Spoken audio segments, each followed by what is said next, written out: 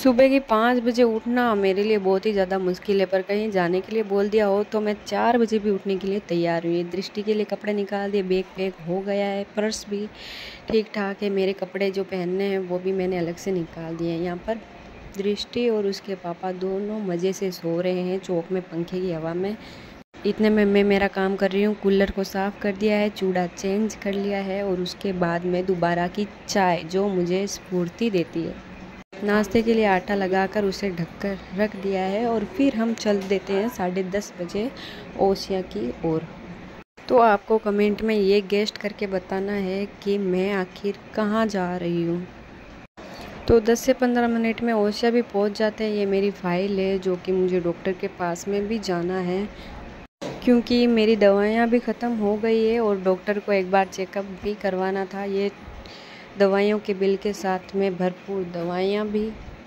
और फिर हम चल देते हैं बस स्टैंड की ओर। ये दृष्टि कितने अच्छे से बैठी, ऐसे घर पर बैठी रहे तो। फिर हम माँ और बेटी चले जाते हैं राधे कृष्णा होटल, जहाँ पर हम मेन्यू चेक कर रहे थे कि हल्का नाश्ता कौन सा हो सकता है जो दृष्टि भी खा सके। सबसे पहले राधे कृष्णा होटल इसलिए याद आती है क्योंकि ये बस स्टैंड के एकदम पास में है। मैं दृष्टि का वीडियो लेने लगती हूँ, इतने में लाइट चली जाती है और हमारा ऑर्डर भी आ जाता है। जा रही मैं कहीं पर भी हूँ, चाहे पालनपुर या फिर चाहे जयपुर, ये जाडी जो नमकीन है वो वहाँ पर कभी नहीं मिलती, तो फिर मुझे यहाँ से लेकर जाना पड़ता है। एक बेटी के लिए उसके सबसे ज़्यादा करीबी होते हैं उसके पिता, उसी तरह मेरी दृष्टि के लिए मैं कितनी ही पास में क्यों ना रहूँ, उसे पापा की याद ज़रूर आती है।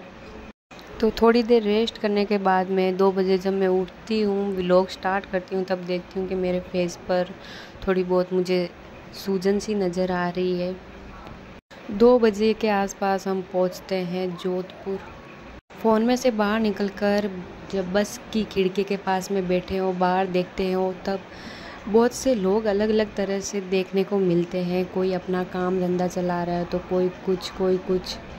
इससे पता चलता है कि सभी की लाइफ टाइम अलग अलग है, लाइफ की चीज़ें सब कुछ अलग अलग है। कोई फुटपाथ पे भी खुश है तो फिर कोई अच्छे से अच्छे घरों में भी खुश नहीं है। पर जहाँ तक मैंने देखा सभी आधे से ज़्यादा लोग फ़ोन में लगे हुए थे। और यहाँ पर दृष्टि और मेरे टाइम पास के लिए मैंने चने भी लिए थे ताकि बस का सफ़र है वो आसान हो जाए। आखिरकार मैं रात के 9 बजे पालनपुर पहुँच जाती हूँ और सबसे पहले पीती हूँ सोडा। हाईवे से घर जाने में लगभग 5 से 6 मिनट लगते हैं और पालनपुर आने की कोई ख़ास वजह नहीं है, काफ़ी टाइम हो गया था इसीलिए। जोधपुर का डायरेक्ट मैं सीधे पालनपुर में व्लॉग स्टार्ट कर रही हूँ, क्योंकि दृष्टि का ध्यान रखना मेरे लिए सबसे बड़ी जिम्मेदारी थी।